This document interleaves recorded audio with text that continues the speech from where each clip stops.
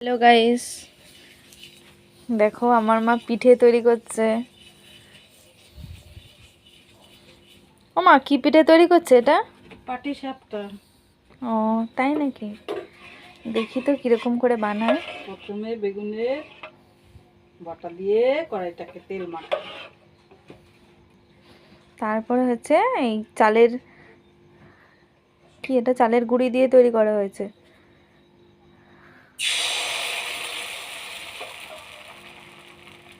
এটা দিয়ে দেওয়া হলো।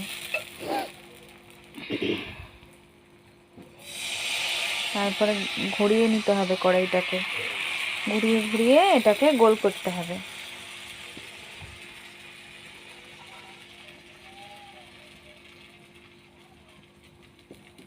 দেখো বন্ধুরা, তোমরা শিখে নাও আমার মায়ের কাছ থেকে পিঠে বানানো।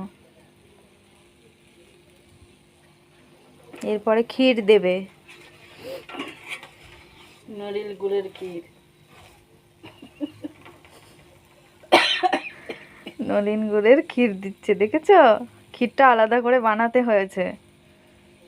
এতে দেওয়া হয়েছে দুধ, নারকেল, তারপরে হচ্ছে গুড়, কাজু বাদাম, তারপরে হচ্ছে কিশমিশ দিয়েছে, তারপর এলাচ দিয়েছে। এগুলো দিয়ে একটা ক্ষীর তৈরি করেছে।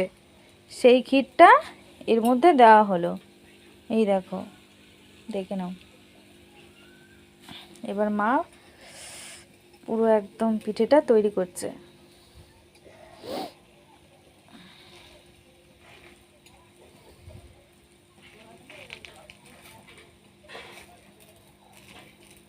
দেখো,